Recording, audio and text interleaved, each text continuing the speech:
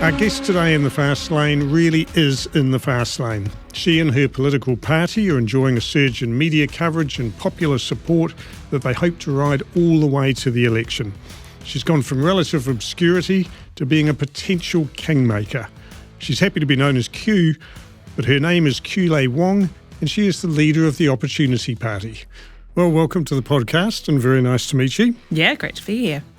You've really been on the media circuit a lot in recent months, so this is probably starting to feel very comfortable in front of a microphone for you. Getting a bit more used to it. Well, I was going to say, are you enjoying it? Do you enjoy that side of it? Yeah, it's been awesome actually. I feel like we get to carry quite a positive and hopeful message this election. So, I think that I do find the conversations energising and hopeful.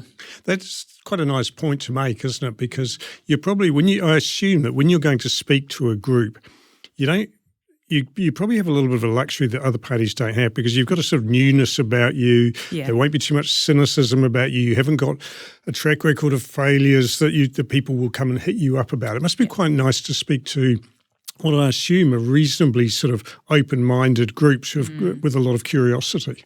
Yeah, I think there's pros and cons to being a small party outside of Parliament. Obviously, it's hard to get out there, and it's real chicken and egg with the media coverage and polling and things like that. But yeah, you're right. I think without that political baggage, we can be a bit more blue sky in the stuff that we want to talk about and how we can challenge the status quo.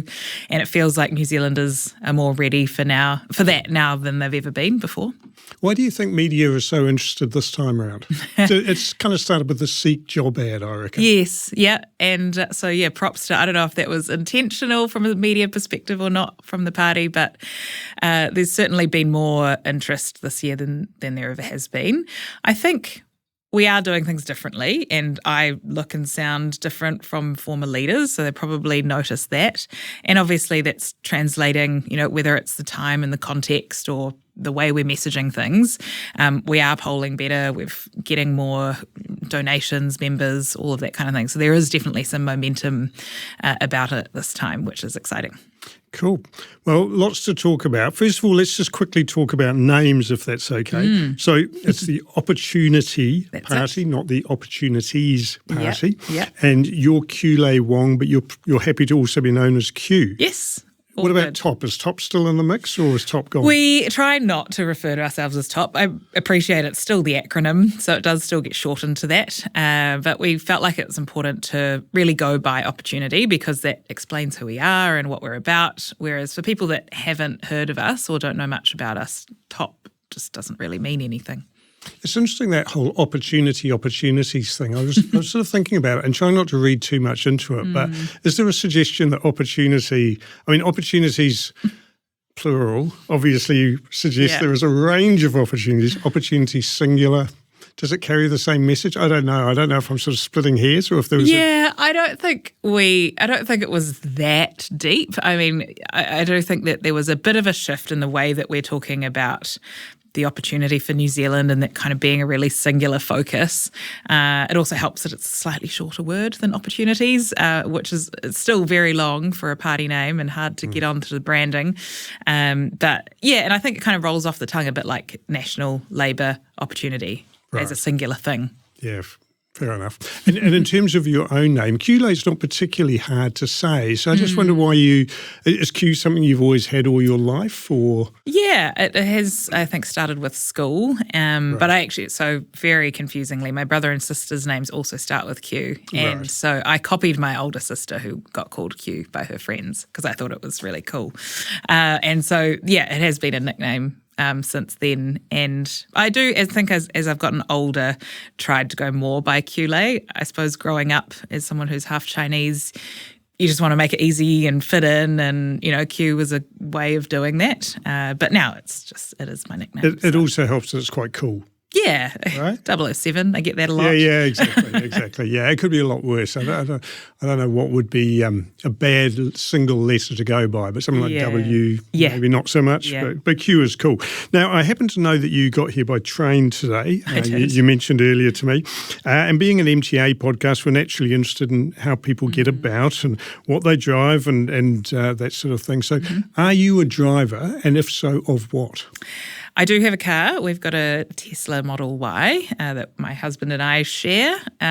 We lived in London for 9 years, so we didn't have a car at all during that time. But when we moved back in 2022, we had a 18-month-old at the time, and it's just pretty hard to live in New Zealand without a car. So we have it, but we try to use public transport where we can. And getting a Tesla was an environmental choice or a back pocket choice?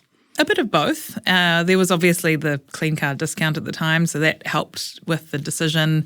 We were looking at a range of hybrids and electric vehicles. We had initially ruled out Teslas because we thought it would be way too expensive, but it was actually comparable to, hybrid cars, and that would mean we could save more on fuel. So we thought it was worth it. And given some of your policies, I assume a big diesel V8 was never really in the equation? Not really. And I've never been, I guess, a big car person in terms of wanting a really grunty engine or anything. It's more practicality for me getting around, and I like having a car that's got good enough boot space for all the kids' stuff, and those are probably my key criteria. Have you sort of got any roadie memories or anything like that? Road trips from your youth and that sort of thing? Or brushes with the law you can share with us? Or nothing too career limiting, I promise? No criminal record or anything. My mum, so we used to go skiing in Queenstown, or we did it a couple of times as a family, and Mum always insisted that we drive from Auckland because we had to see the country and all corners of the country. Auckland to Queenstown? Auckland to Queenstown, yeah, okay. with a full car, 3 kids, all of our gear. We, had cassette tapes, so there's no Spotify at the time. We basically had 2 cassette tapes that we listened to for about 24 hours as we drove the length of the country. So that's quite an enduring road trip memory for me. Yeah. How long would that take? We would usually do it over 2 days, stop somewhere overnight, maybe stay with family in Wellington or something. A couple of times I think we did end up just driving straight through because we were so tired. Like, I don't know, we just wanted to get home, and we'd got that late ferry from Picton to Wellington, and then there by midnight. And I would have been, 12, so I wasn't driving, but my mum and my brother, I think, shared the driving. That is through the an epic night. trip. Yeah. And then what, for 2 or 3 days skiing in the middle? Or? Yeah, maybe 4 or 5, about a week trip in the school holidays would usually be the thing. Your parents would have, it would have been that classic situation of wanting to come home for a holiday after that, surely, all that driving and skiing. Yeah, I think as a kid you totally don't even think about that. And I'd love to say we used it to learn lots about the countryside, but I think we just slept in the car most of the time. Yeah, no, fair enough. But I do remember stopping in, lots of random towns and stopping for a snack and I'm sure it wasn't tapes, though. It must have been CDs. You're not old enough to have had tapes. It was definitely cassette tapes. I remember one of them was Jewel. And Jewel? Yeah. Oh, yeah. Okay, I think it was about the time of, transition to CDs, but right. cars were still very much cassette tapes. And a lot of good memories associated with tapes, actually. I am one of those people that refuses to embrace new technology, so I still have a cassette Walkman that I listen to music on. Wow. And my car obviously doesn't take tapes or even CDs now, which I think is a real bummer. Yeah. Actually, I really hate the fact that you are forced to use Spotify in the car. I don't know what true. Tesla has, but Yeah. I actually find that really annoying. Yeah, actually there is no choice. It's just that, or I suppose you can put stuff through your phone through Bluetooth, but Yeah, I don't know. Sometimes it feels like technology takes a step backwards when they go forwards, if you know what I mean.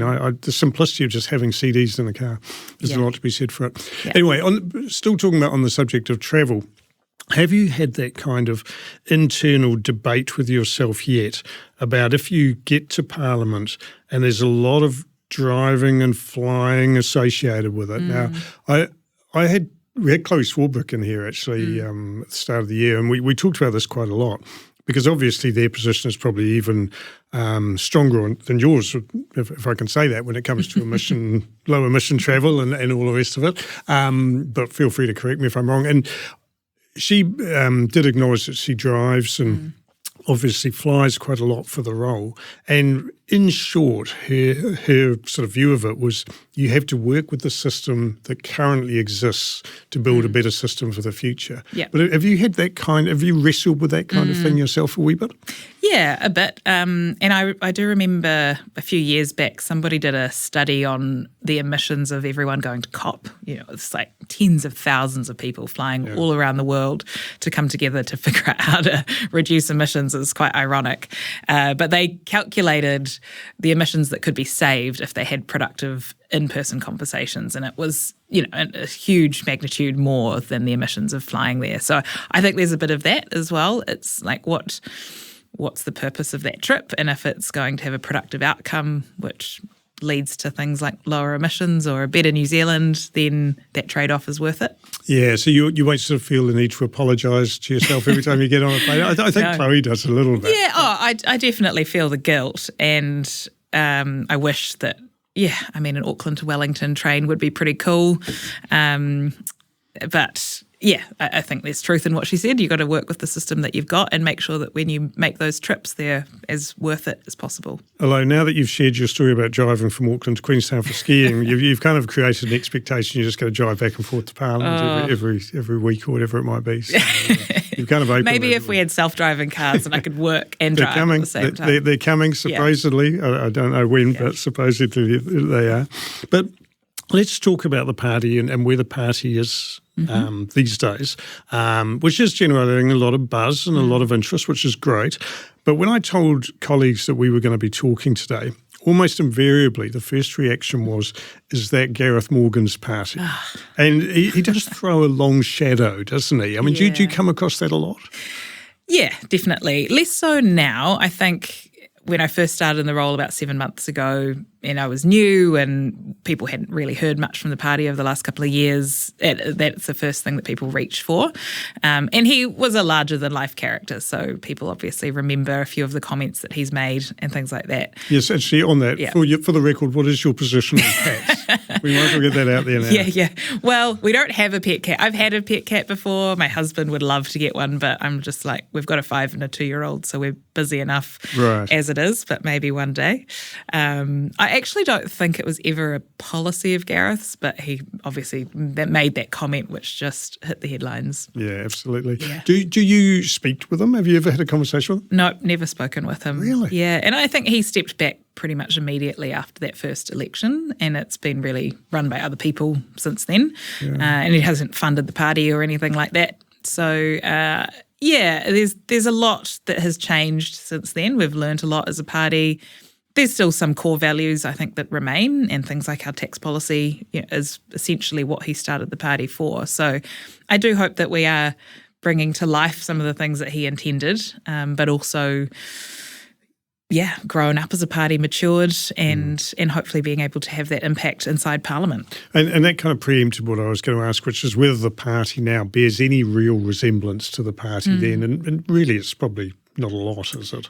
I think, as I mentioned, there are some core ideas that the party stands for. I think we've always been a party that's about systemic change and taking a long-term view, and I don't think that's changed at all. And we still have some stalwarts that have been there since the very beginning, and that's actually been one of the coolest parts of joining as the leader, is getting to know some of those people, because they're pretty incredible. They've campaigned for this party since the very beginning, gone through the ups and downs, the heartbreak of losing 3 times at elections, and they're still here and they're still committed. And I think it's pretty remarkable. Pretty awesome. What about the logo that you guys have, which is the sort of semicircle? Now, I was sort of trying to read into this, and I'm guessing, my read is it's the sun coming up. You got it. All right, great. I can honestly say I did not research that. Good. That was nice. Could equally be a sun going down. I don't think we've put it out there anywhere. Right. I've never talked about it. Yay for me. It actually reminded me, I don't know if your kids or if you were ever into Pokemon, but Ash, the main character in Pokemon, he wears a trucker cap, quite often has a logo almost identical to your logo. Just as an FYI. I don't think you're in any danger copyright-wise, but I mention that. Yeah. But the colour choice, the teal, deliberate? Yep, very deliberate. And it has been part of the party for a while as well, so that's not new. I think they did have, 2020, they started talking about the teal wave with the Opportunity Party, or TOP back then. And it is, it's the blue-green mix. We've seen the rise of the teal independent movement in Australia. It is that political party which stands for pro-business, sort of pro-growth and economy, but also pro-environment. Okay, cool. So let's talk about the party and where you are now heading into the election. And first of all, the 5% threshold has really been the bridge too far for the party today. I don't think we're sort of giving away anything there. How confident are you of crossing it this time? And please don't say we're very confident this far out, because that is the first and biggest hurdle for you, isn't it? It is. But our polling this year is better than it's ever been before. I'm not going to say I'm very confident, but we've reached 6% in the Roy Morgan poll, and we're averaging 3.5 in the others, which tend to rank us a bit lower than the Roy Morgan. And it's the strongest polling we've ever had. So we did take a moment a few weeks ago, I think, to reflect and be stoked with where we are, but we recognise we've still got a long way to go, a big mountain to climb. So we know that we just need to keep doing what we're doing, keep getting out there, talking to Kiwis, spreading the word. We've got 43 candidates across the country, which is the most we've ever stood up. So that'll really help, I think, to get the message out into communities as well. And presumably the biggest fear is the fear of the wasted vote when it comes to voters. I'm talking about the fear of the wasted vote. And if I can sort of share an experience for myself, in 2023, I did the Vote Compass exercise on TVNZ. And for people listening who aren't familiar with the Vote Compass, basically it's something that TVNZ has hosted since for about 15 years, I think, going back. I used to work at TVNZ, and I remember when we brought it in. And basically all you do is you feed into it all the things that are important to you and what sort of policy change you would like to see. And at the end of it, it spits out which party or parties you are most aligned with in terms of your political beliefs. Yep. So I did that exercise, and I was really surprised. I'm not making this up, that my two choices, which were virtually neck and neck, was 1% between them, was a major political party, and I won't say of which colour, and Opportunity. Yeah. And I was really, really surprised. Yeah. And it actually, on the plus side, it made me look a lot more at you guys and think, maybe I should. I didn't actually know very much about it. But then on the other hand, I just thought, well, at that stage, whenever I did the exercise, probably was polling around 2%. And I just sort of thought, look, interesting, and I can see a lot here that I like. But if I vote for these guys, it's going to be a wasted vote. So I voted for the other lot. And that must happen a lot, not necessarily going through the Vote Compass exercise, but people who are sort of wavering, they don't want to take a punt, and they want to make sure their vote counts for something. It's hard to overcome that, isn't it? It is, and I've heard that story a lot, that people that have got us in the Vote Compass survey in particular, it's very common. But one story that I have heard a few times is they did that, they voted for a different party because they worried about the wasted vote. And actually after the election, or a year or two on, they feel like they wasted their vote by voting for that other party, because actually what we got is 3 more years of the same, whether it's a national-led or a Labour-led government. What I think people are feeling really frustrated about is the lack of meaningful change on the big things that are really pressing, things like climate action, superannuation bills. These are big challenges that we have to tackle as a country. And I think we need a fresh party like Opportunity to come in with some new ideas. And it probably speaks something to the Kiwi psyche a little bit, right? I mean, a bit slow to embrace something new. I think that's probably fair to say. I don't want to be too critical of my fellow Kiwi, but I think it does take time for Kiwis to get their head around something new, especially when it's politics. I mean, there's still a lot of people enmeshed in the kind of left-right, national, almost the first past the post system. That shadow also looms quite large. And I just think it probably does take time for a momentum to build where you've been on the landscape long enough that people will start thinking, okay, I want to support them and I can see what they're doing and that they have some stickability. Yeah, definitely. And I think it is starting to shift, where I actually get the wasted vote question a lot less now. because we're polling higher and we've been in the media a lot more, but now the question people are asking is, are you left or are you right? What's your coalition strategy going to be? Yeah. And that's the next kind of hurdle that we have to overcome. There's a certain sort of momentum that you need to gather, isn't there, for it to become a self-fulfilling prophecy. And I don't know quite what that is. I mean, media coverage helps, polling helps, and you do see it in politics a lot, don't you, that somebody will get on a roll or a party will get on a roll and all of a sudden they're being spoken of as a future leader or a future government or whatever it might be. And maybe sometimes it's a catalyst, like Jacinda Ardern, had the catalyst of Andrew Little standing aside and, rockets are up or whatever it might be. But you almost need that something just to give you that momentum. Yeah, and I think it is partly timing, it's the context and having the right message for the right time. And we are starting to feel a bit of that, but it does also take a lot of continued hard work, which is really what we're continuing And every to do. appearance on things like the MTA podcast helps. Exactly. There we go. So that's why we're here. All right, so let's assume you get over the line and you get into Parliament. Opportunity is in Parliament, excuse me. There's been a lot of talk about opportunity being potential kingmakers. Everybody loves to use the kingmaker term if it's, if Parliament is sort of close to deadlock. But to me, that term's not really appropriate. And please tell me if I've got this wrong, because from everything or most of what I've seen of your policy, you would pick a left-wing, being part of a left-wing coalition than a right-wing coalition any day of the week. Right? Oh, that's a bold call. Well, the reason I say that, I guess I'm looking at it through the ideological lens of the environment and emissions and healthcare and education, which I think would probably trump you joining a right-wing coalition. But obviously, if I have this wrong, please correct me. But it feels to me like that would be your more natural bedmate. Have I got that wrong?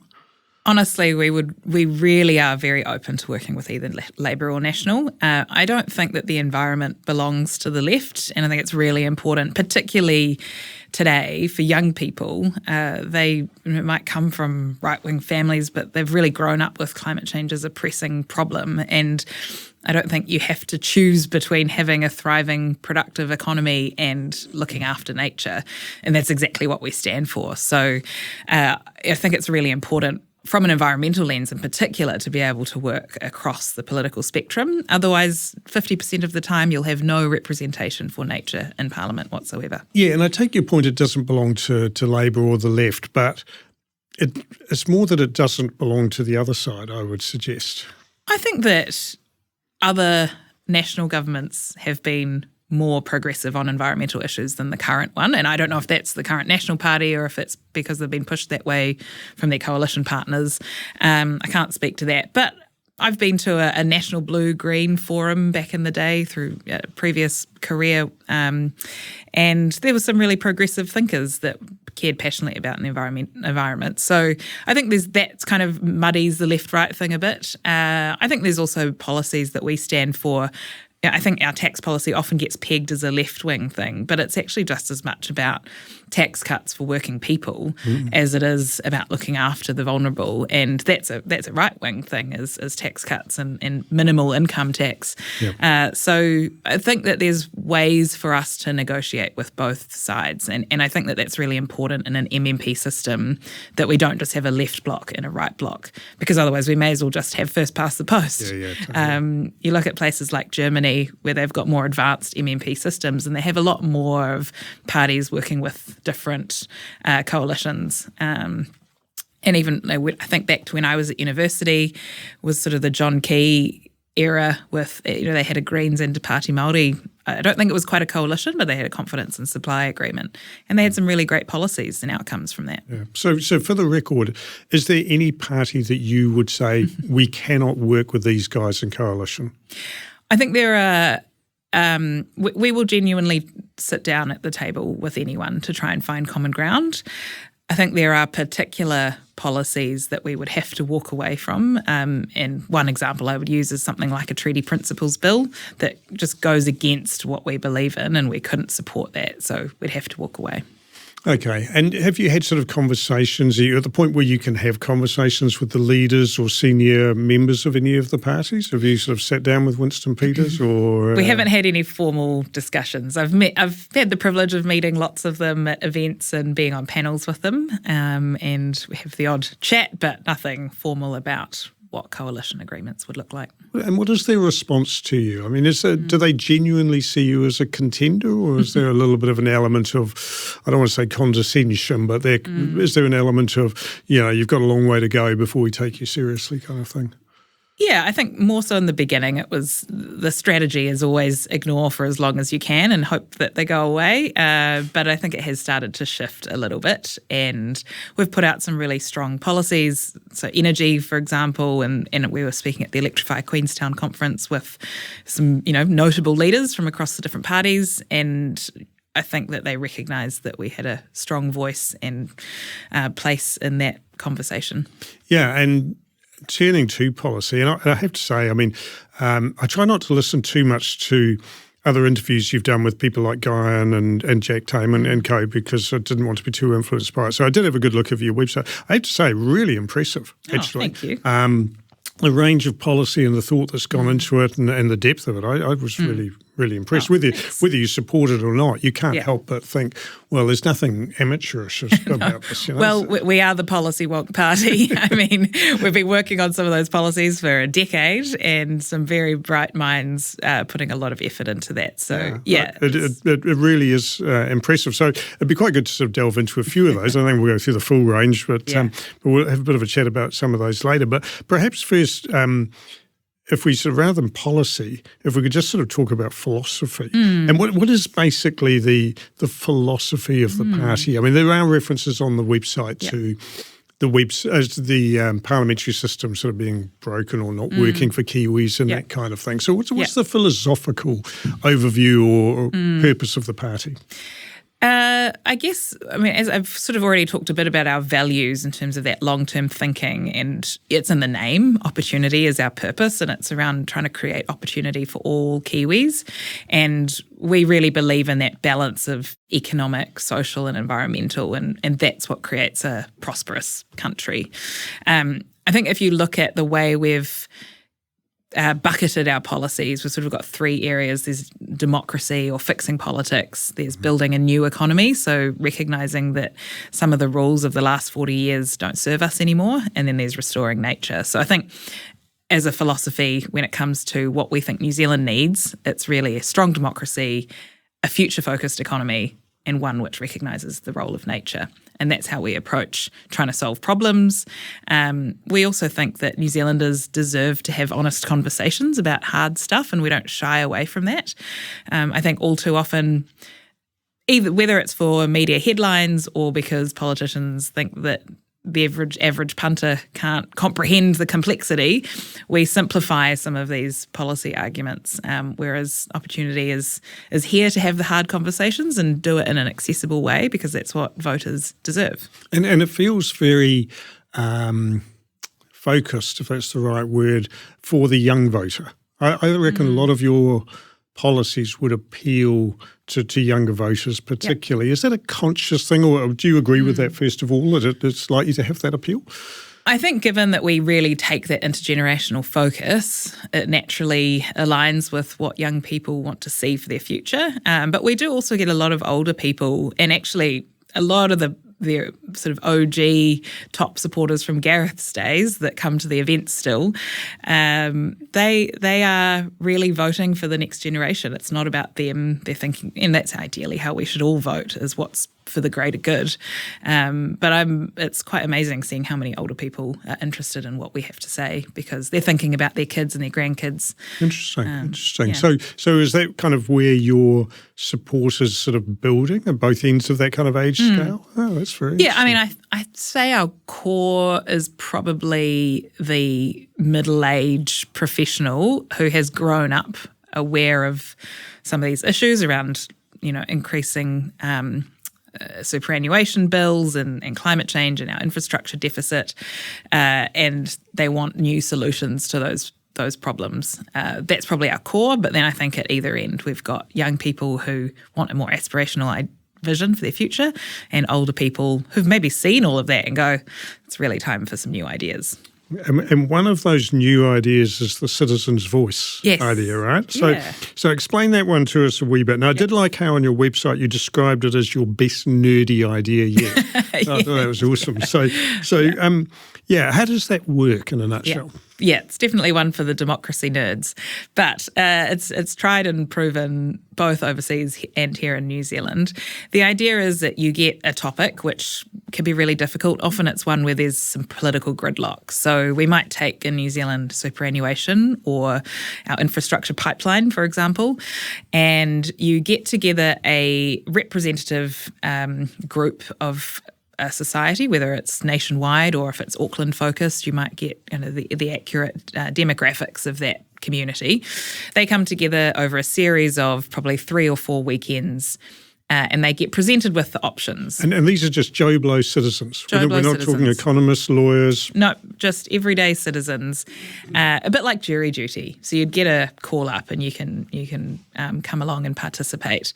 And I think one of the critical things is it cannot go ahead until you have that representative, accurate representation of the demographics. That in itself could take a while though, right? It could, but people also get paid. So a bit like jury duty, you get paid for your time, which means more people are likely to accept. And so the way it works is people come together, you get experts that come in and present the solutions. So they're not coming up with the solutions themselves. Right. Someone might come in and say, well, this is the benefit of doing trains versus roads or, whatever the different options are. And then they have to deliberate. They have to chat with each other, understand different perspectives. And the beauty of that is not just that you get a better decision at the end of it that more people are brought on board with. But I think it's really good for citizens to understand different perspectives as well, and realise that those diverse perspectives are actually what makes our society great. So would the I'm trying to remember the word you use. Is assembly that you call them? The citizens. Group? Yeah, I know it's the citizen's voice, but I'm just trying to remember the actual word for the group. But anyway, with the group of citizens, would they have to be unanimous in their recommendation? So we set the rules, but normally how it works is 80% have to feel like the solution is good enough. Right. So it might not be their first choice, but they need to get to a point where 80% of that room is in agreement that they will accept that decision, essentially. So it's not about one perspective kind of getting majority over the other. It's about convincing most people in the room that this is a good enough solution that you could live with. And do you think, it sounds terrible to sort of voice it this way, but are those people qualified to make this decision if we're talking about issues on the magnitude that you've sort of suggested? Well, I think that's where the expert evidence and solutions comes in. So they're not coming up with these ideas themselves. They are looking at the options in front of them and looking at the trade-offs, because really, it's very rare that there is a black and white answer to any of these things. We could choose to build and prioritise our money on roads if we wanted to, but that might mean different things for our emissions, for our ability to get around the country affordably. There's different trade-offs that we just have to make. And that's where it's the experience of everyday citizens that matter, to have that conversation and go, well, this is the future that we want to invest in. And do you think they'll be able to put aside their political allegiances so they're not just falling in line with whatever party they happen to vote for? Yeah, I think, and the examples prove that that's the case. So because it's worked overseas, isn't it? Yeah, the most interesting example, I think, is in Ireland, where they had a national citizens' assembly on marriage equality and another one on abortion. And for a country that is predominantly Catholic, those are really difficult conversations, and you can imagine probably quite divided on political lines. But having that open conversation and getting people to really understand different people's perspectives had a really beneficial outcome, not just for being able to reach a decision, but for that sense of social cohesion. And was it accepted by the general population? Yeah. There's really positive testimonials from people that participated. Right. They went ahead with, the decisions. So the other part of it is that the Citizens' Assembly makes recommendations to Parliament. It's not usually binding, but it's pretty rare for those recommendations to be rejected, and they usually have to have very strong grounds for going against the views of that group. It seems to me, maybe with those issues maybe they fall into this category, but it seems to me that it would work best on something that's a yes-no.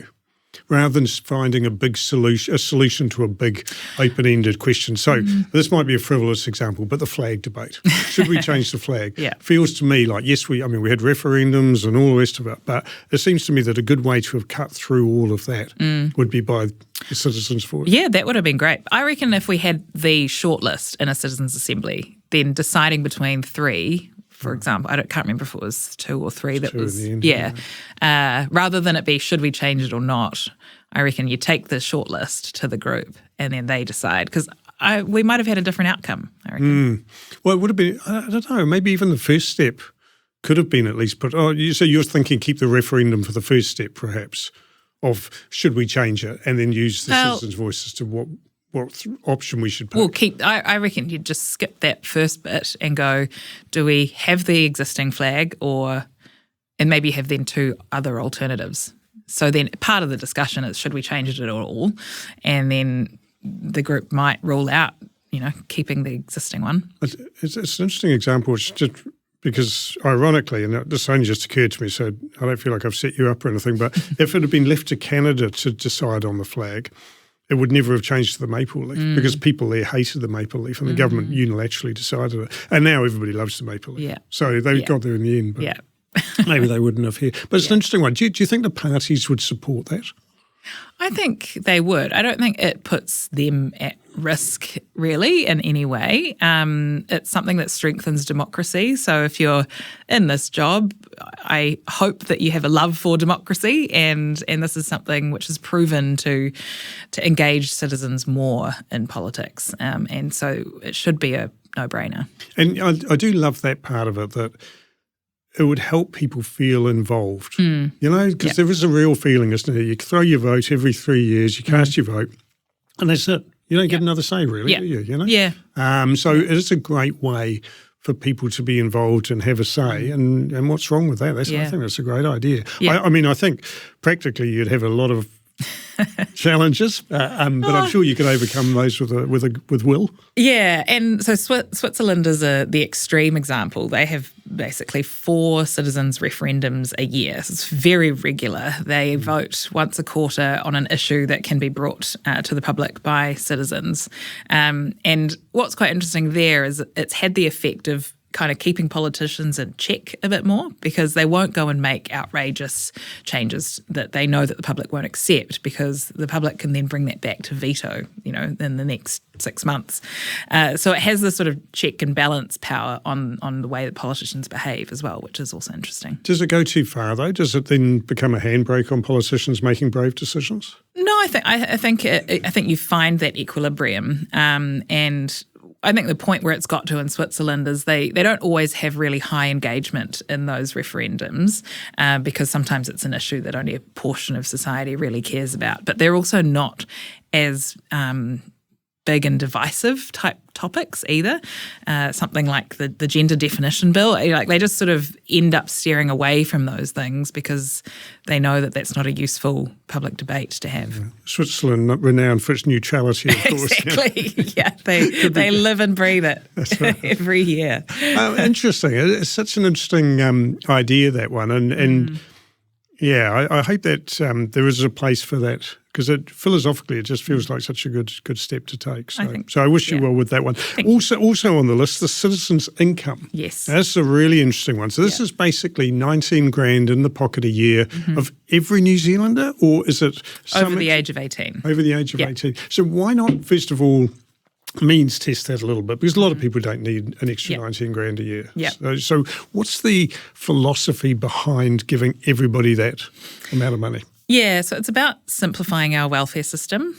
Currently, our welfare system is extremely complicated and tangled, and it's really hard for people who need the support to get it, because you've got to jump through so many hoops to get there.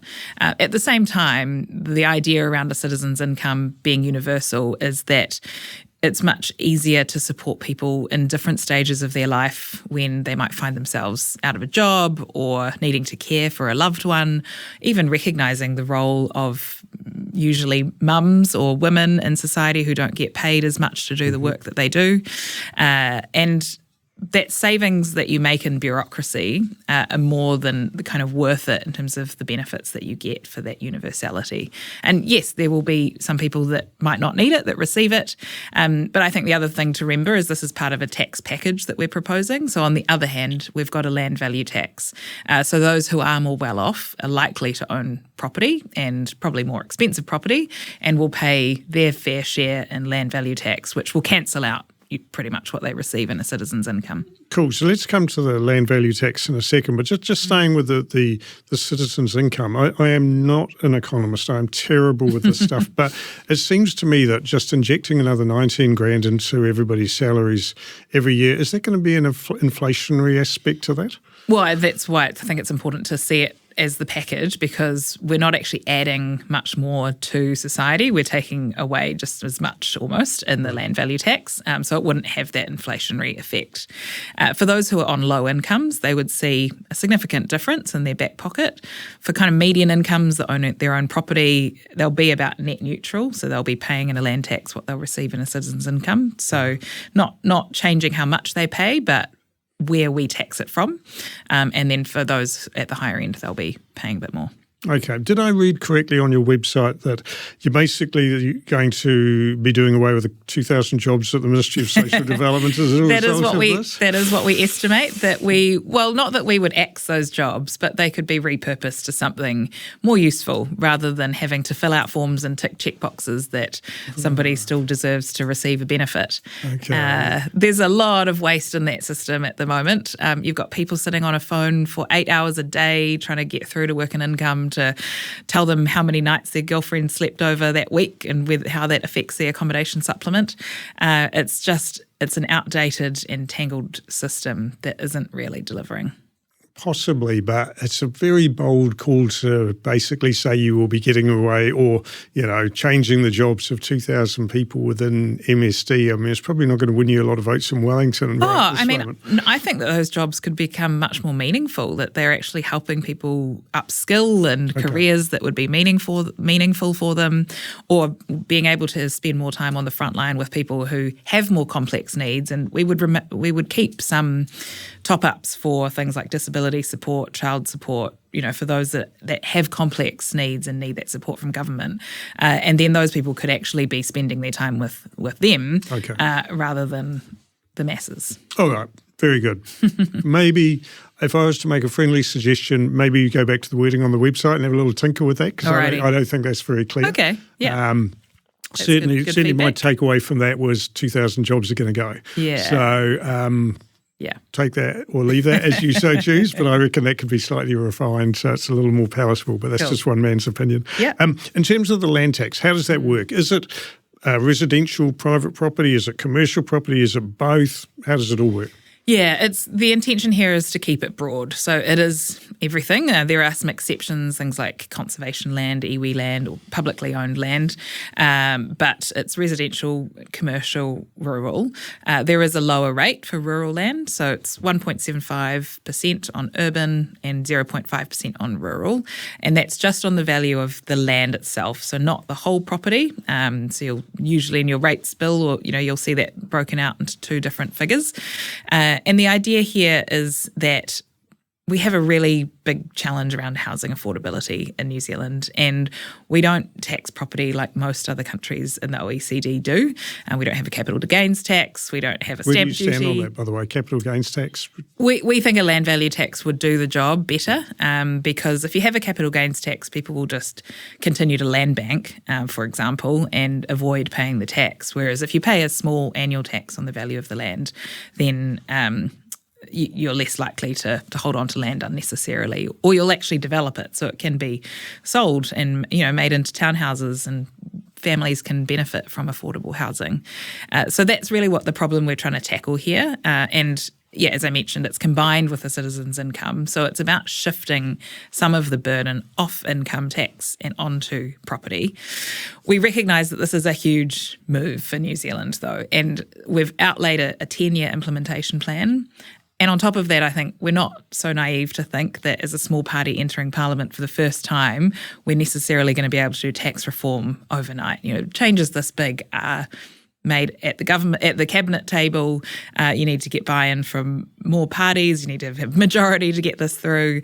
And so I think it's important for voters to understand that what we're setting out here is a vision for the long term for New Zealand that we think we need to get to if we want our kids and our grandkids to be able to afford to buy a house, if we think we can become more resilient around AI joblessness. We think that this is really the toolbox that we need to get there. But let's have a conversation about it. And there might be improvements to be made. But we think ultimately we need to get there. And if we don't start talking about it, it's going to make it even harder for our kids to make this decision in another 10, 20, 30 years' time. So, and this might be a bit of a naive question, but how do you sell the land value tax idea to farmers? Because they could potentially be big losers out of that. Well, they'll receive the citizens' income as well. And actually, often on a farm, you'll have more than two people living there. You might have two generations. It's, two families, could be 4 citizens' incomes. That's 40 grand a year to offset the land tax. In addition to that, we want to incentivise farmers to turn more of their land into native forests, for example, or wetlands, which would give you a reduction in your tax bill. And so we're incentivising different uses of land through that mechanism to encourage farmers to diversify their land use. And would that outweigh the punitive effect of the tax, though?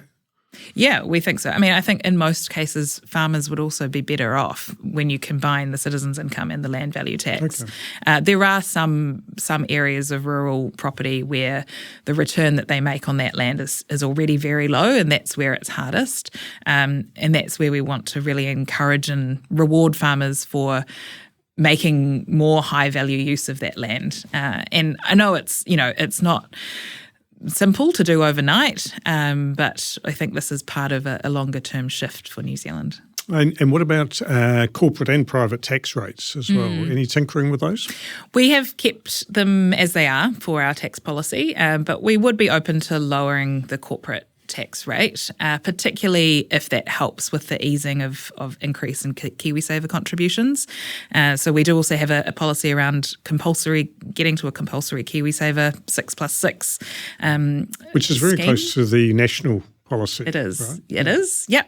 And yeah, so supportive of them, and I congratulate them on that announcement. I would be definitely supporting that through. That whole area of superannuation is just ripe for cross-party accord, isn't it? It just feels ridiculous that we cannot get together and work that one out. Yeah. I completely agree. And I think that's where a citizens' assembly could be quite interesting to look at. Is it fairer to raise the age or means test, and at what time period, and how long do we give people, when should we introduce compulsory KiwiSaver? I think having that conversation, because it is all about trade-offs and different generations and therefore what we can afford as a country, would be a great conversation to have. I, for one, am sick of hearing superannuation being called a ticking time bomb because, it really is. Successive governments have just kicked the can down the road. Yeah. And you do wonder at what point we can't do that anymore, somebody has to make a decision sooner or later. Yeah, and I think we already, 25% of our budget goes towards superannuation, and that means, the bigger that gets, the less we can spend on hospitals and schools and roads and trains and all of the other things that we need to have a well-functioning society. So I think it's already having an effect. What about emissions and sort of clean air policies? And I guess being the MTA podcast and a lot of members listening, particularly through an automotive lens, what are you sort of proposing there? How are you going to get more clean cars in? And equally important, what are you going to do about the high emitting vehicles that may be 20 years old that we have a lot of on our roads? So what are your plans there? And full marks, I should say, first of all, for identifying that building electric business fleets is a big part of the solution because that's smart, basically. But so what's the sort of general approach there? So we, as you mentioned, our kind of key focus here would be incentivising business fleets to convert to electric. The economics stack up in a lot of cases, but they sometimes need sort of that extra push or benefit. So we've proposed tax benefits for corporates that invest in electrification. We've not proposed bringing back any subsidies in the short term, and that's purely, really because we do think the economics do stack up now. And with the fuel crisis, homes, everyday families are looking to electrification, whether that's their cars or their homes, en masse, because they can see it so clearly now. So I think the market is already moving in that direction, which is awesome. But we do need to support particularly the lower income households to make that shift more equitably. And how do you do that? So we have proposed, or we've supported the Ratepayers Assistance Scheme, which would help people put in electric vehicle charges in their homes, and not have to pay that all up front themselves. They could take that as a loan through their local council. Also things like the Warmer Kiwi Homes, expanding that to include electrification, not just insulation, because that means that we'll be lowering electricity bills, which is better for those lower income households. So really targeting that support at the lower income to make sure that transition is equitable. And a lot of those people in that income bracket, they're still probably driving, a lot of them are still driving a petrol fuel vehicle, an ICE vehicle. And that's, I think a lot of people underestimate the importance of addressing that end as well. I mean, to solve the problem of emissions from the fleet, part of the solution is bringing in zero emission vehicles or low emission vehicles for sure. But we've got the second oldest fleet in the OECD. We've got a lot of vehicles on the road that are high emission, but the incentive for a family who might be doing it a little bit tough to get out of that vehicle and upgrade to a electrified vehicle, it's not really there for a lot of families. And they're kind of squished up both sides. They can't afford to upgrade to an electric vehicle because of the initial outlay, but they're also getting hammered on the fuel side of things because petrol, as we all know, is more expensive than it used to be. So it's very hard and to see the solution that's sort of at both ends there. But do you have any thoughts around that sort of those older vehicles that might be more high emitting and how we address that side of things? Well, I think with that shift of the corporate fleet to electric, you then also get a second-hand market, which is much more affordable. And if you even put a deadline on that all corporate fleet by a certain date needs to be electric where possible, you really, that means the second-hand market will really get flooded with more electric vehicles over time. So I think that's one solution for that. It's tricky because you don't want to penalise or tax low-income households for having a non-electric vehicle, and so it's about making sure that those options are available to them. And I think also investing in things like public transport and making that more affordable. We've actually got a free public transport policy to support those that can take public transport in their local area. Yeah, which I guess is better for more urbanised areas perhaps. But not all. Yeah, exactly. I completely accept that it doesn't work for everyone. What do you think, incidentally, will be the big push-button election issues this time around? Cost of living, obviously.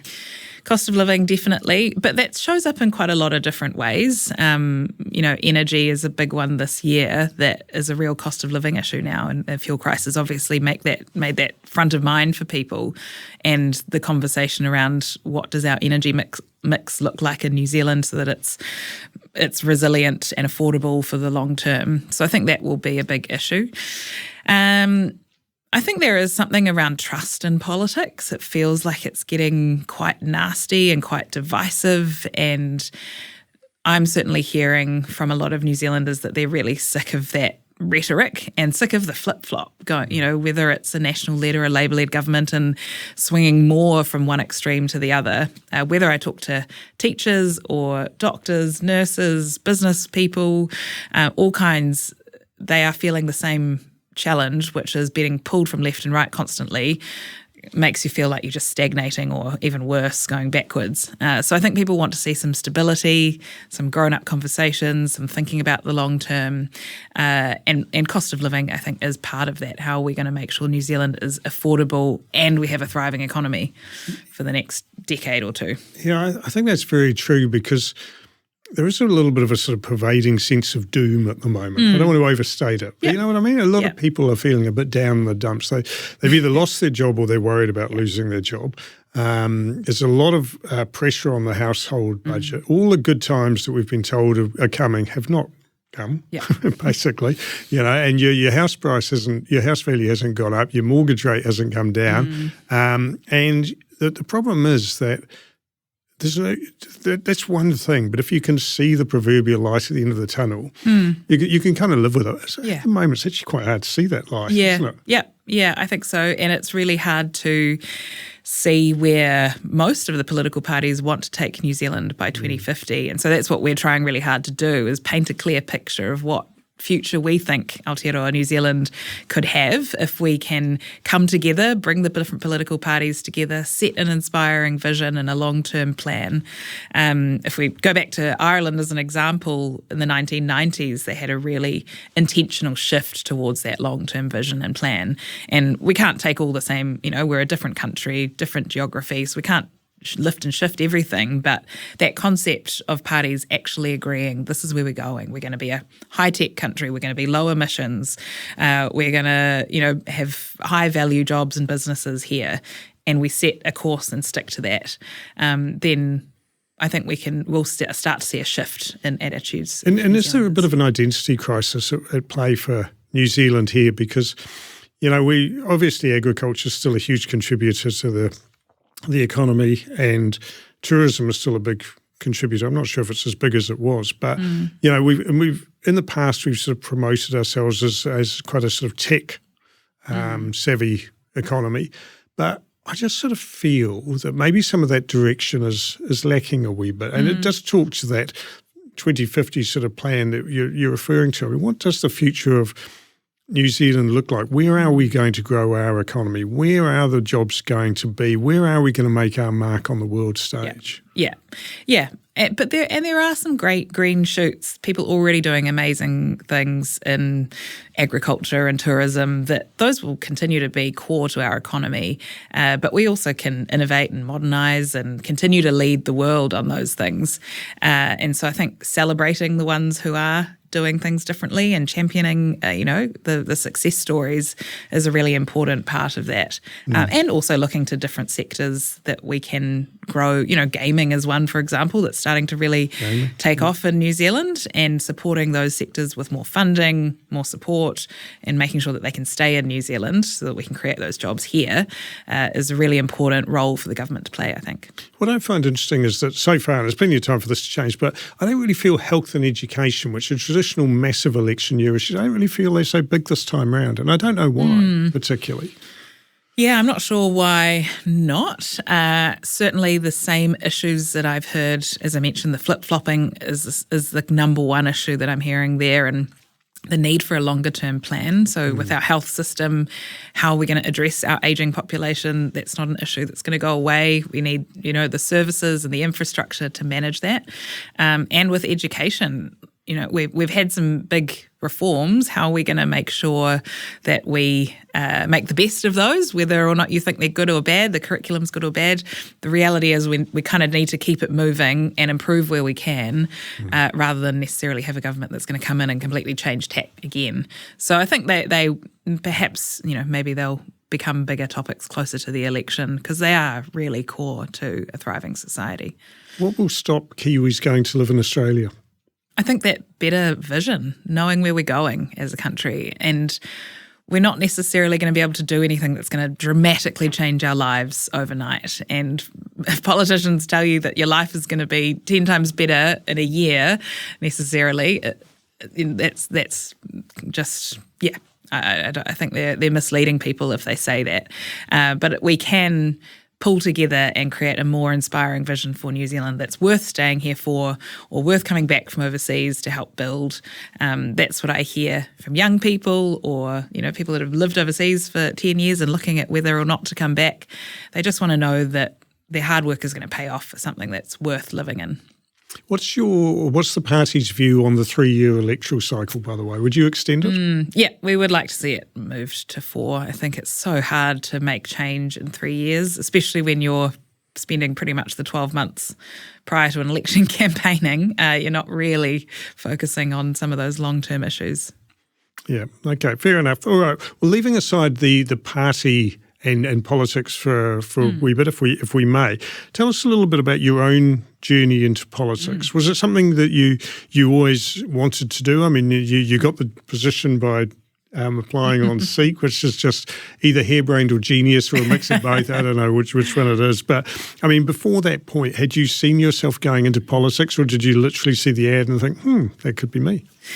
I actually saw it in the newsletter from the party because I had voted for them in the past, and so was a subscriber of the news. And I immediately replied and said I've got no experience in politics, although I'd done some advocacy work through my various jobs, and just had a conversation with someone, and they convinced me to apply, and I did. And I think having worked in sustainability and climate in the business sector, I was constantly coming up against the need for systemic change, and that government direction is really important if we want to see a permanent shift in the way we do business. And I could either sit on the sidelines and criticise and get frustrated that things weren't moving fast enough, or I can go and try and be part of that solution. I did study law and politics at university, so I think part of me has always been interested in this, but worried about, can you really make change? Is it a world that I want to be in, given the divisiveness and the back and forth and that mudslinging? But I think particularly since having kids, I've been much more impatient for change. And if I'm going to live here for the rest of my life and raise my kids here, I've got to do everything I can.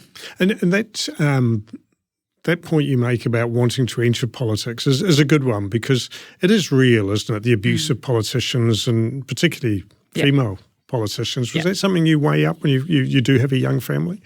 Yeah, definitely. And I spoke to my husband a lot about it when I was at the final stage of accepting the job. And you've got to think seriously about it, whether that's something that you want to confront. And ultimately, I decided that it would be worth it. And I haven't actually had it too bad. There's definitely unfair criticism out there. And I do think that, particularly our female candidates in Opportunity Party get it a lot more than the males. But we've just got to keep pushing and showing that it's really important to have all kinds of voices in politics. Why has it become more toxic, do you think, in terms of the backlash and the criticism that not just politicians, but I guess mostly politicians that seem to receive these days? And I know it's easy to blame social media or blah, blah, but what do you put it down to? I do think, I say it's easy to blame social media. I think it does play a big role, because it's really decreased our attention spans. And so those salacious headlines become more important for grabbing people's attention. And then everything gets reduced to a simple headline rather than having a proper conversation, and everyone's in their echo chambers, so they all think that everybody thinks the same as them, when actually there's 100 different viewpoints on something. So I do think that has a big role to play. We're also working harder than we ever have before, and we have less time to spend in our community and connect with fellow citizens. So I think it's really important for us to intentionally try and design spaces and time for communities to come together, because that's how we relate to each other as humans and understand that there's different perspectives out there. Does it worry you, as the mum of two girls growing up, that the toxicity of the social media landscape and the effect of social media on young people's lives? Is that something that, first of all, does the party have a view on that? I mean, there's obviously various bans being touted and experimented with around the world, but first of all, do you have a party view on it, and do you have a personal view on it as well? Yeah, I think the ban for social media, as a parent, I completely agree, and I understand, and I don't want my kids using it, and at least until they're 16. But from a policy perspective, we've seen that it doesn't necessarily solve the problem. And if people see it as the solution and then don't look at how we could regulate platforms, then that could be dangerous. So we would really like to see more focus on how we regulate algorithms and platforms to be less harmful. I think they're harmful to everyone, including you and me, not just kids, but obviously particularly kids. So I would support support work in that space to see how we could improve. And there's some interesting work happening in Australia on how to regulate platforms as well as having the ban.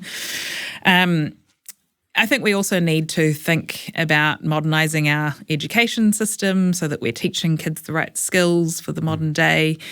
Devices and AI and all this technology is not going anywhere, but we can intentionally design the way that we teach young people the skills that they need to have around creativity and human connection and asking the right questions. Because the party supports the sort of dialing back of devices in schools, doesn't it? Yeah, I think having devices at the right time for the right thing, making sure that they are used to add to learning rather than as a crutch, which I understand sometimes they can be. And I think, teachers are supportive of that as well, not necessarily having devices for everything. But I think things like outdoor education are really important as well. And kids, I think, are craving for cool and interesting stuff to do. And I think if you give it to them, then they will get off their phones.